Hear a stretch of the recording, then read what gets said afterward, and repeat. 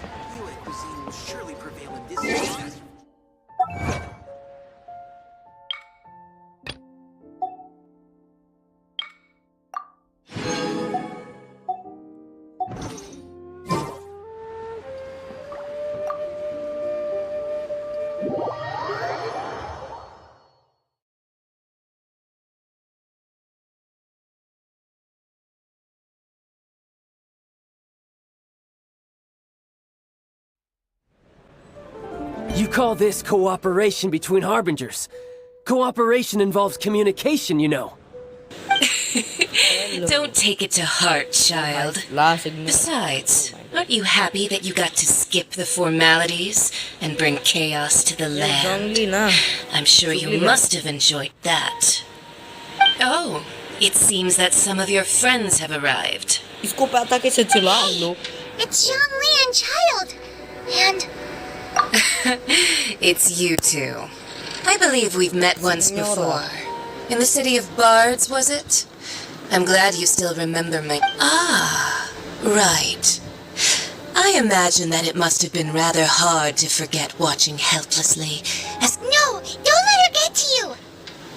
You've yet to gather the powers of all 7 elements, and our last battle at the Golden House was almost more than you could handle, so it might be best to keep things peaceful this time, seeing that... Well, if it isn't you two.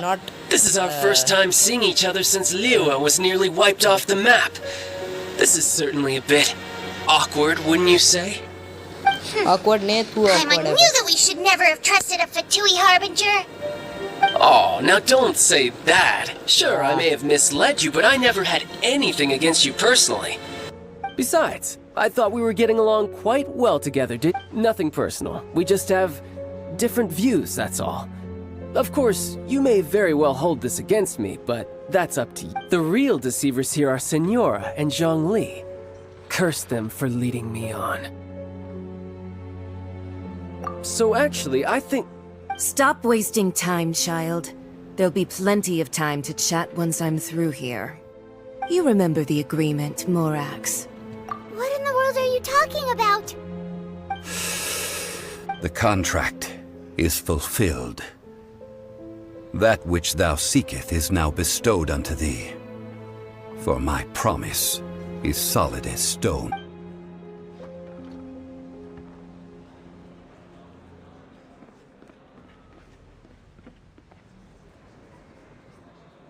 How sanctimonious. What? So you're the Lord of Chio? No, wait! That's an exciting twist and all, but why give the Gnosis to the Fatui? I do not give it for free. I give it as agreed upon in the contract, for it is a matter solely between the Tsaritsa and I. Yeah, you don't think you went a little bit too far with that whole fake death thing? Everyone was preparing the ceremony for you, and splat! This big dragon falls out of the sky, and all of Lyra goes into an uproar. Talk about a disaster. Gathering all the forces that had been bubbling behind the scenes, and then stirring them together in a pot that was bound to boil over. That's what he wanted to see, am I right? Wait, what? Perhaps it's best that I explain. As you know, I've dwelt upon this world for more than 6,000 years. It is now 3,700 years ago that I founded Liyue together with the Adepti. Even boulders that can withstand whirlpools will erode with the passing of time. I kept convincing myself that cracks had not begun to form, and that the end of my time had not yet come. Until one drizzly day, as I was strolling along the harbor, I heard a merchant tell one of his workers, "You've finished your duties. Go ahead and call it a day." I stood motionless among the crowds, asking myself, have I already finished my... Oh, Zhongli. But as I began to consider relinquishing my divine role, I soon discovered that many reasons still remained to not hate. Was Liyue, the city I had dwelt in for so long, already prepared to enter its next age? I decided that a test was needed in order to reveal the answer, so I feigned my own death, and gathered the cast of Child, the Adepti, and the Liyue Qixing to play their roles together on the stage that was Liyue. Indeed I was. The Gnosis, which I had kept for so many years, suddenly seemed to have lost its meaning. That's right, which is why I continued to safeguard the Gnosis until now. So you mean that if the chaos ever reached the point of no return, you would simply appear and use your divine powers to bring Liyue back under control? Of course, and it would have been all too easy for him too. Just as a child quickly matures after losing their parents, so has Liyue matured when faced with the death of its deity. In the end, the resolution to all that has transpired was even more satisfactory than I could have hoped for. Take the Adepti, for instance. Owing to their years of seclusion, they were the least informed. Yet when faced with a crisis, they commendably showed the greatest amount of restraint possible. Not only did they manage to cooperate with the Qixing, but in the end, they even made efforts to understand the hearts of the people. Credit is also due to Signora, the emissary dispatched by the Cryo-Archon to fulfill our contract. At my request, she kept everything she knew in strict confidence. This despite the eavesdropping ears of her colleague, Child. This meant I could remain as Zhongli, even having the chance to fulfill the age-old traditions of Liyue in this mortal form. Thank you for joining me on this journey, traveler. All of these things turned out as I had planned. There is only one thing that I had not anticipated, and that was the conduct of the Liyue Qixing. I had expected them to do no more than the Adepti, to come to the defense of Liyue. But when all was said and done, they seized the opportunity to supplant Liyue as divine protectors, and used the subsequent power vacuum left by my death to quickly gain complete control of Liyue. Huh? That doesn't sound good at all! Ha! On the contrary, I think it is excellent. I had always feared that it was too soon for them to take over from me. And it was also that which I longed for the most. As such, this is the best parting gift anyone could have given this god of old. Hey, what about me? Doesn't anyone feel the least bit of remorse for deceiving me? You've practically kept me in the dark! I think that thanks would be more appropriate. You certainly played no small part in all of this, wreaking havoc and turning the city upside down. The Lord of Geo ought to thank you for your performance, if anything. If you hadn't created the pressure of a battle between mortals, adepti, and a god, the lump of coal resting in the hands of the Geo Archon, Liyue, would never have been able to become a dazzling diamond of a city. Huh? Just whose side are you on, mocking me like that? Are you itching for a fight? Be that as it may, you've come out of this as the hero of Liyue. I, on the other hand, will be forever prescribed as a disturber of the peace, no? Well then, with the Gnosis in my possession, I have no use for such idle chatter. We should return to Zapoljarny Palace and seek an audience with Her Majesty, the Tsaritsa. Come, child. Fine. I'll meet you there later. I'm not sharing a boat with the likes of you. Do as you wish.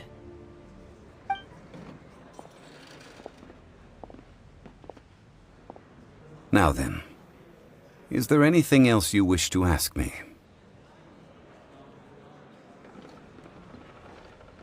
Right! As Zhongli always told us, a good trade is a fair trade. Paimon has no idea what could be a good trade for a Gnosis. Realistically speaking, there is no such thing. Huh?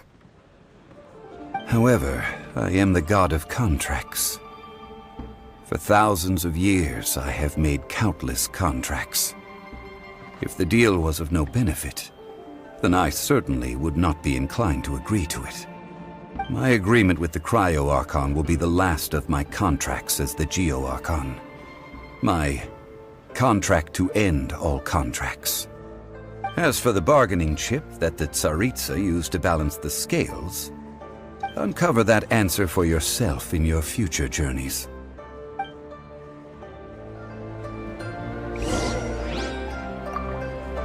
Paimon can't absorb so much. So, Zhongli, what sort of contract did you sign with the Cryo Archon? One of the clauses of our contract was not to divulge any of its contents. You're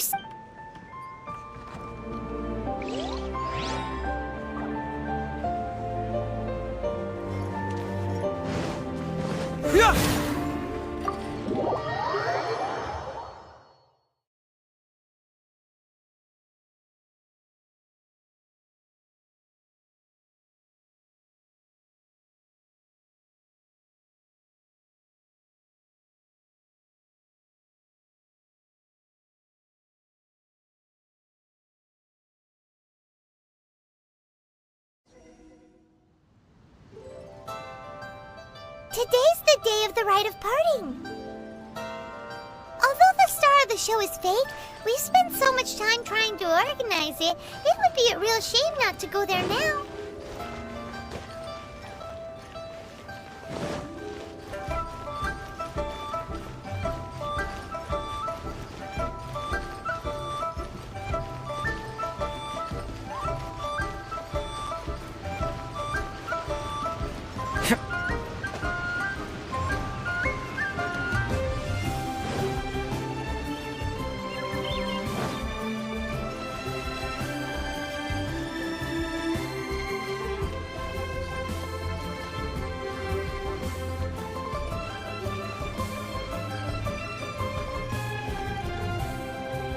Well, since we're going through with this rite of parting, I guess it means that those rumors hit the nail on the head. So Rex Lapis is really... Oh, come on. Do you think that the assassin could have been a normal person? You know what I think? I don't think any of the gossip on the streets you hear from those shady types is worth any... There's only one real possibility in my mind. I've heard that the assassin was that Fatui fellow. Youngish, pretty high in rank. I think they called him Child. The Fatui? They certainly are very suspicious. Who knows what those greedy, crooked folks... Shh! Lower your voice. If the Fatui catch you in their sights, Rex Lapis won't be around to protect you this time.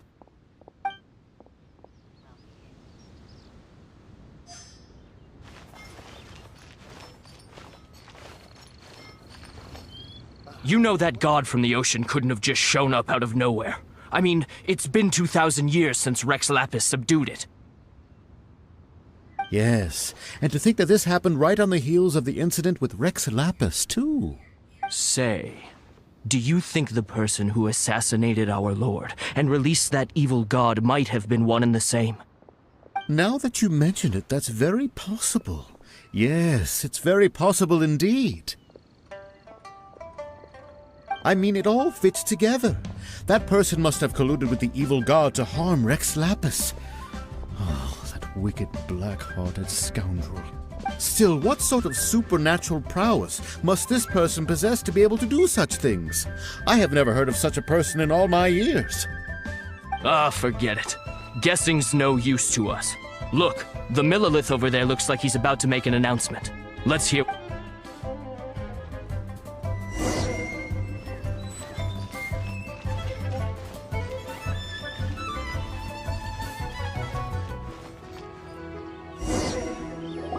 Hear ye all, the Chising's words.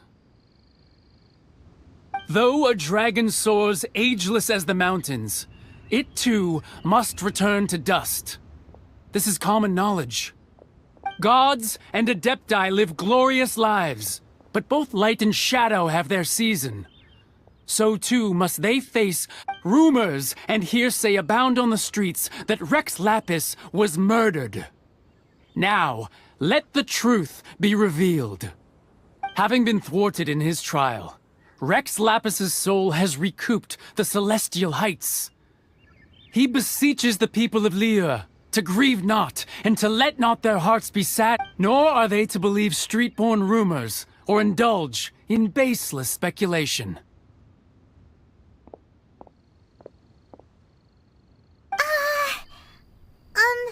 Paimon needs a translation on what the Chising's announcement said. So that's how they're spinning it. Something feels off. Why would they suddenly give up looking for the murderer? Not to... Could the Chising already have known that Rex Lapis wasn't dead? But Zhongli said that neither they nor the Adepti knew it. Did Zhongli tell them in secret after his Exactly, right? Ooh, seems like the rite of parting has been going on for a while now. Let's go have a look.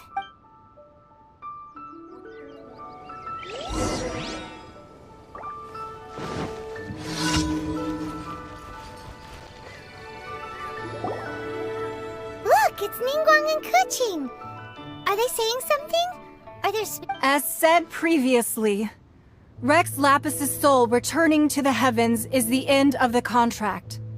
And it is also the end of it. 3,700 years of contracts burnt and reduced to ash. We, the people of Liyue, were indeed prosperous. But blinded by our prosperity, we forgot that time can be pitiless. The long, unending dream of our Archon walking among us. Now that we have awoken from our dream, we must learn to say farewell. Will you stand with us as we re-establish our contracts? As we build a new... So concludes the words of Her Eminence the Tianquan. Does Her Eminence the Yuheng have anything to add? Huh? Is she looking this way? Traveler. Yikes! She really is looking our way. Is that the traveler who they say defeated the ancient god? So young. The Liyue Chising always repay their debts. And as you have heard, our eyes see far and our reach is long. Name your price. You did. Whoa!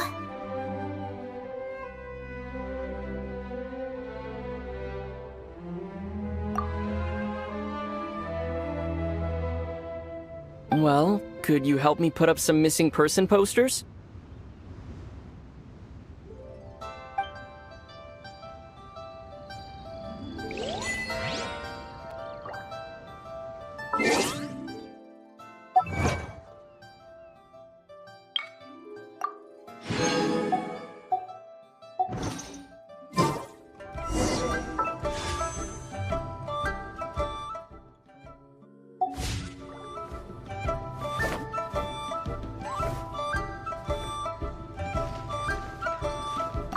Roping you in was possibly the most masterful move we could have made. I believe that future generations will say so too when our deeds... Why, you... Were you just trying to look cool earlier, or are you really that... If you were looking for someone, you could have just told me that in private.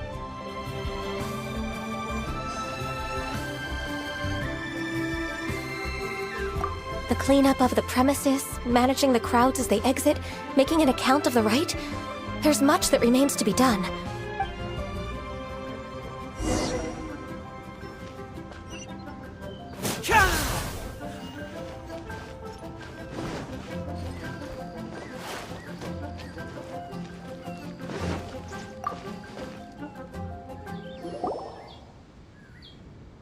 Hey, Zhongli!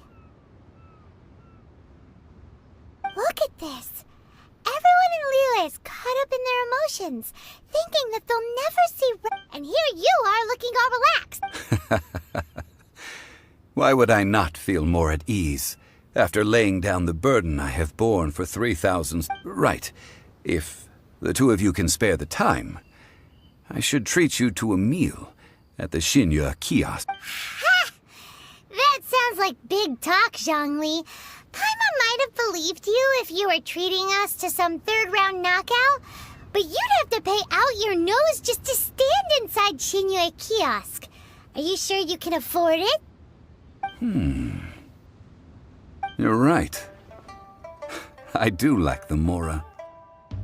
But why would Morax lack Mora? As the Rex Lapis Morax, I can easily create Mora. But since I have chosen to walk this earth as the mortal Zhongli, I should abide by the same rules that mortals do. When I was journeying with you, though I still had the Gnosis in hand, I knew that I must soon retire from my role as an Archon.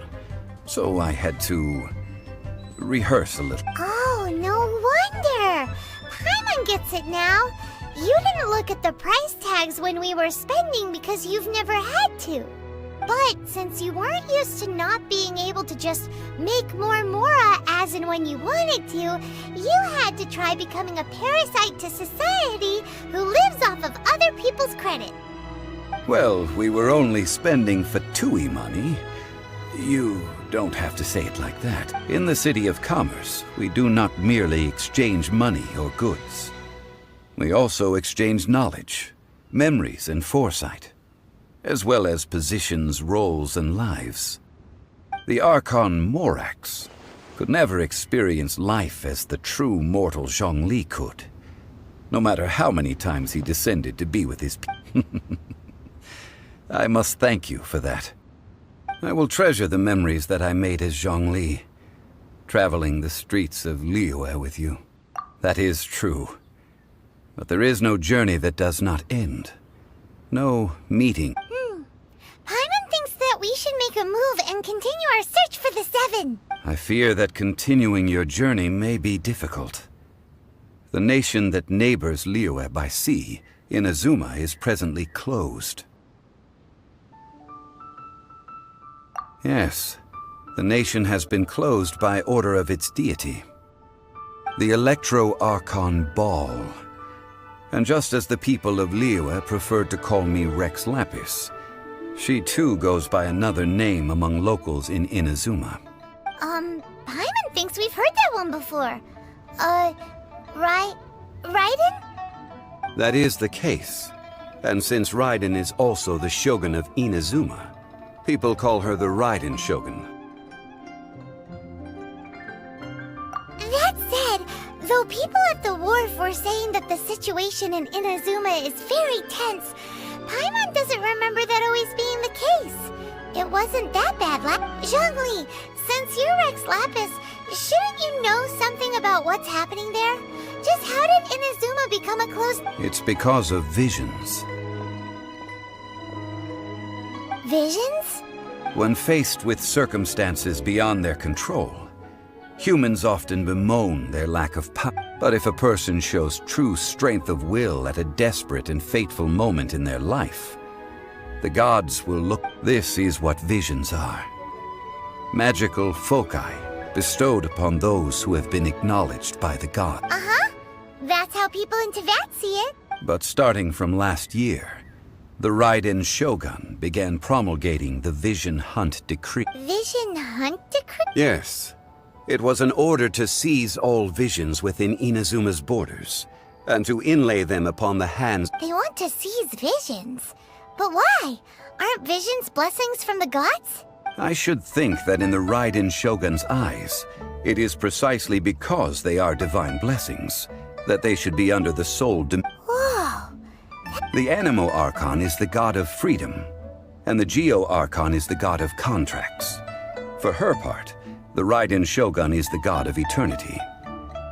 It seems as though she has finally decided to eliminate any unstable elements that could pose a threat to her. The fact that even I, the oldest of the seven, have now passed away, will only strengthen her resolve to pursue eternity. Knowing her, she must have again quoted that adage she is most fond of when proclaiming that decree to her. 7 ideals for 7 gods. And of these, eternity is nearest unto the heavenly principle. All right then. Was there anything else you wish to know?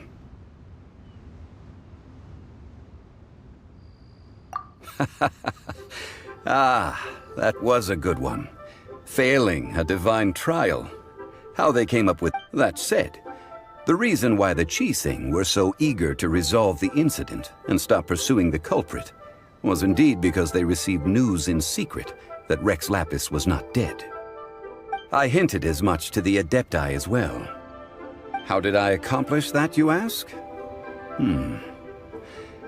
Have you ever heard of this particularly convenient Adepti art known as gifting dream? All right then.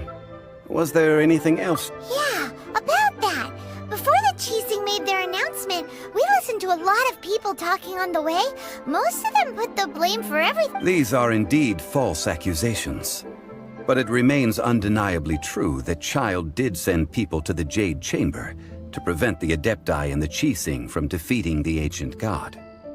I've heard that Ningguang is busy milking that for all it's worth on the foreign relations front at the moment, browbeating the envoys of the those poor Snezhnayan diplomats.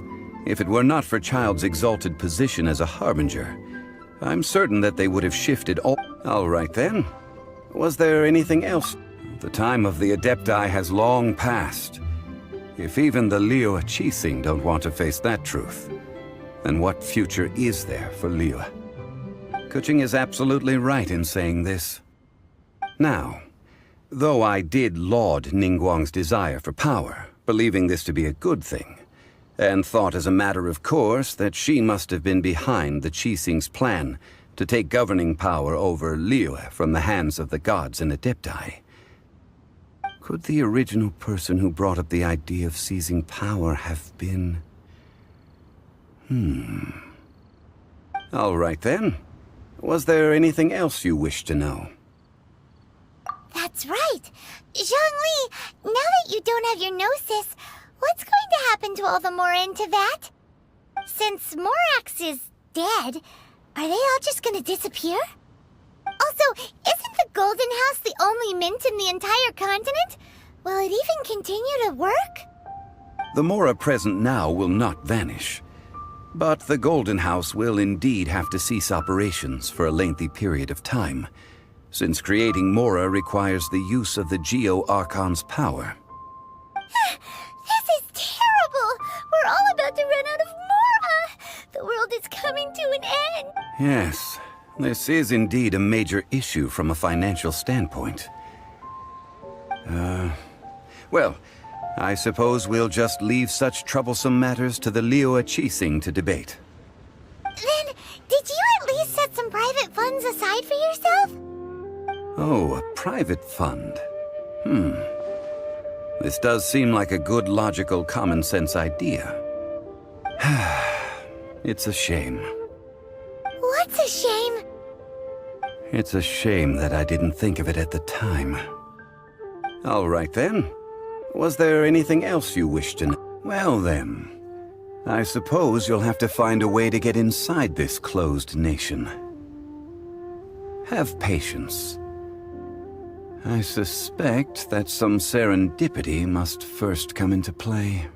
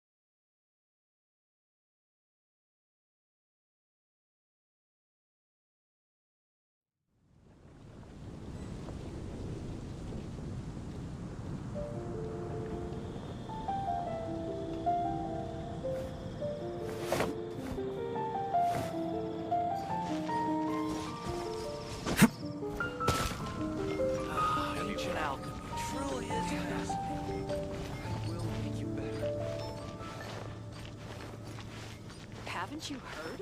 There's a strange wanderer near Wolfendom. Traveler, please, over here. It has been a while since you joined the Adventurers Guild. Are your adventures going smoothly?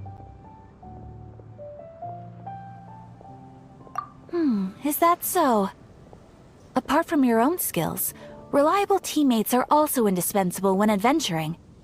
Another person to count on is always good after all. But recruiting such dependable companions is no easy matter, is it? Yep, and it's even harder to get a guide as good as Paimon. Ah, yes. I do have some information that may be of help to you. Let me consult our records. Ah, there it is. There's been a certain blonde stranger who arrived in Mondstadt lately, dressed in most unusual clothes. Blonde. Dresses all funny. It feels like Paimon's heard this one before. Wait, do you mean... Does that stranger's face look anything like his? Like the honorary knights? No, they couldn't look more different. This stranger is a very tall man, and even has an eye patch. Seriously? How does this have anything to do with Kaya? Eye patches can't prove that you're related anyway. That stranger declined the guild's invitation, so I can't say that I know anything about the relationship between him and Mr. Kaya. Nonetheless, you can look for him if you're interested. Perhaps he might accept your commission. After all, it is not uncommon for some adventurers to not want to be limited by the guild, but be happy. And should the stranger be a strong adventurer indeed, he would certainly be a big help on your journey. Please don't talk down on yourself like that. You are the honorary knight of the Knights of Favonius, after all. Your deeds are the stuff of song for all the bards in the city, even now. Well, as to further news about him, you may want... He stands guard at the city gate. I wish you every success.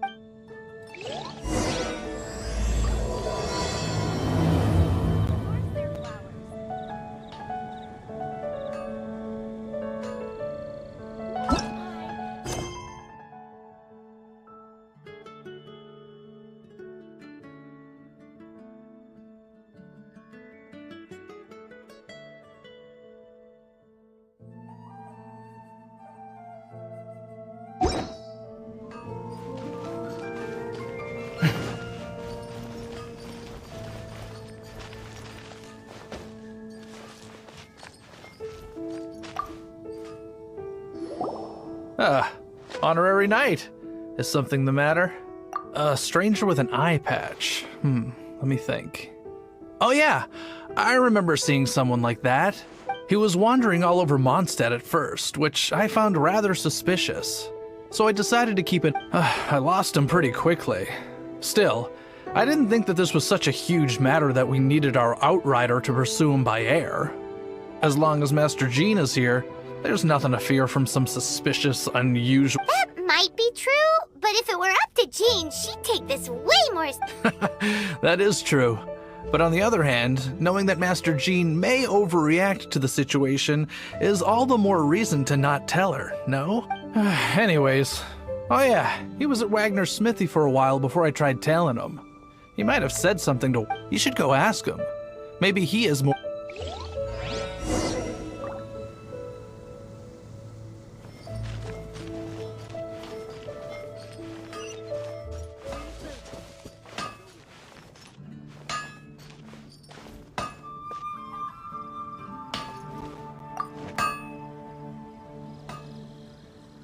What? You need something? Here, I remember him. He showed up a few days ago asking to buy a bunch of forging materials. Can't say I've heard of any of the materials he mentioned, though.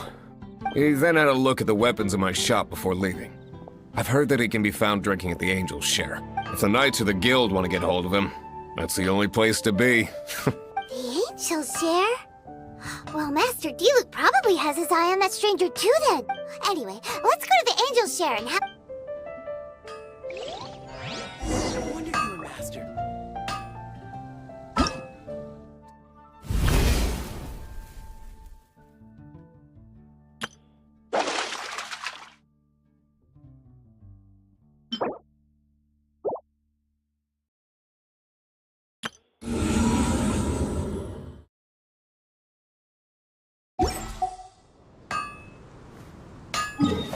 My strength.